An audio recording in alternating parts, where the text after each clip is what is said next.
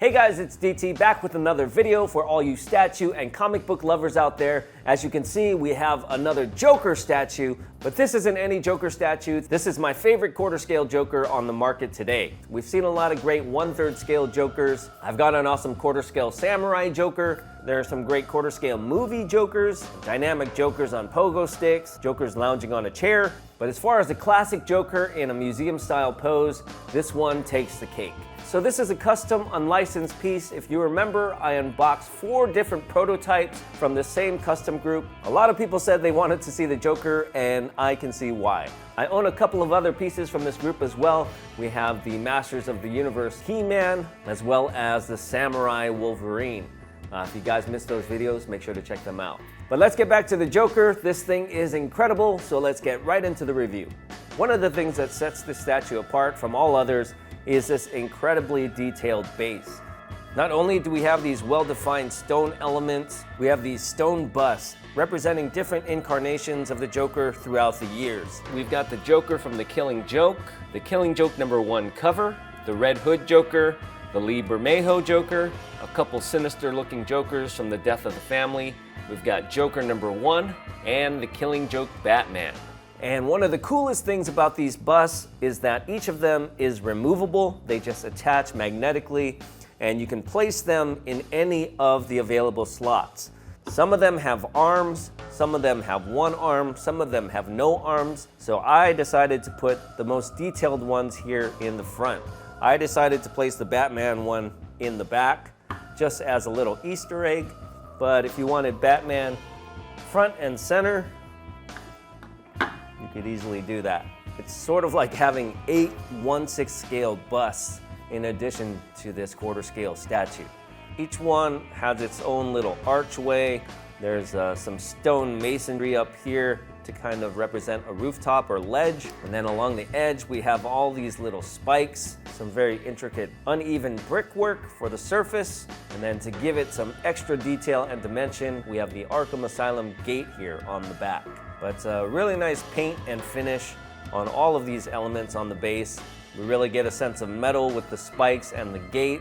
Some nice aged and weathered stone on both the base and these individual statues. So the height of the base is approximately 6 5/8 inches tall. So it gives him a very nice platform to stand on. You'll be able to place this somewhere where Joker stands above all the other characters. The depth is around 11 to 12 inches, depending on which of these characters you put in front. And that goes for the width as well.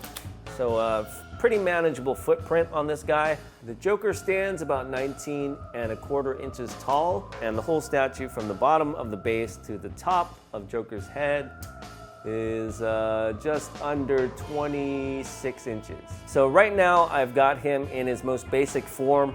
As you can see here, we have a lot of different switch outs. We have 3 additional portraits. We have a cane, a crowbar, an arm with a gun, a knife, and then we have this optional click, click, click flag that comes out of the gun. But I'll show you guys all that in a bit. But right now I've got him with his mouth closed, basic stoic look on his face, and nothing in his hands. And as you can see, this by itself already looks pretty amazing. I love that slight lean to his body, the way his weight is shifted onto one leg. Even with nothing in his hands, we've got a lot of energy going through his fingers. Just a very classic look for the Joker. So just like on the Scarlet Witch prototype, this one too is factory painted. So what you see here is 99% what you're gonna get. Let's take a look at what he's wearing. Down here, we've got the leather dress shoes. He's got the white spats on, and he's got a very awesome sculpted purple suit. And if you're not looking closely, you might be fooled into thinking that it's fabric. But we've got a fantastic texture here on his suit, accentuated by the darker shadows in all the little crevices. We've got the fabric seam here on the sides, some very realistic looking folds as it bunches up around his ankles, his knees.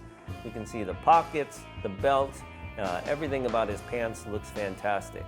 He's got the matching tailcoat, and I love how the tails are not just hanging straight down. Even though his pose is very static, we get some very nice movement in the coat itself, almost like a mini cape. But same great details in the coat that we have in the pants with regards to the texture. You get some nice pockets, buttons on the sleeves, and a very detailed lapel with this black lining that also runs up on the collar. Beneath that, we've got the green vest. Again, very well done on the paint application. We've got some great texture on that, some really nice seams on the fabric, and then we have a metal chain that's running from the second button into his pocket. He's got a matching green bow tie, a slightly different texture on that to give it some variation.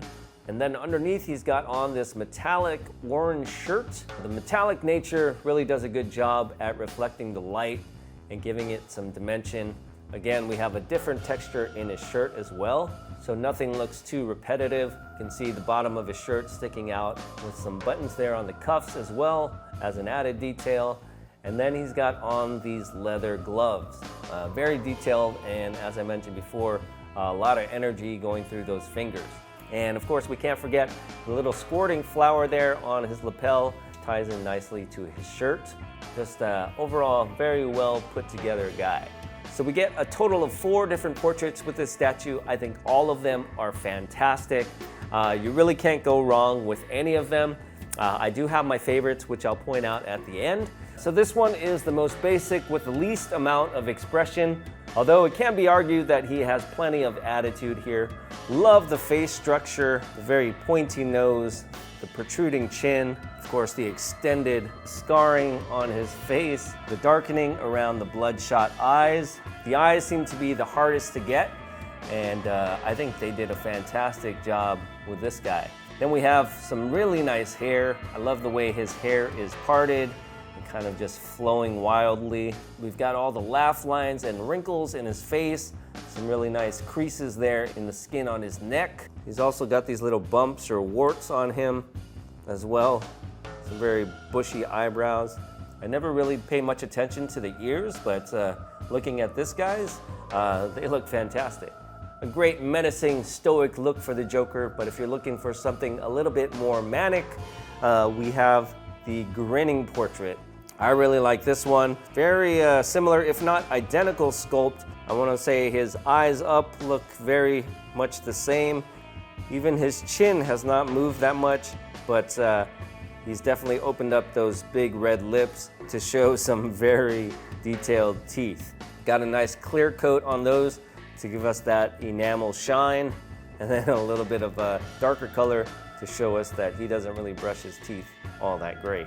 But if you're looking for something a little bit more crazy, we can go all in with the mouth open possessed Joker. This one is pretty incredible as well. He's got the wide open crazy eyes, raised eyebrows. His hair's a little bit more messed up here. We've got a few crazy strands of hair. Again, very well done with the eyeballs. Same paint on the teeth, but this time we can see a very red and wet tongue inside his mouth. He just looks insane, which fits the character to a T.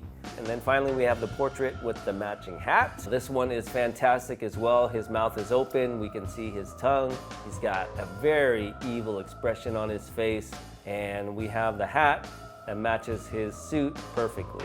But yeah, 4 different portrait options with this guy, and I can't find anything wrong with any of them.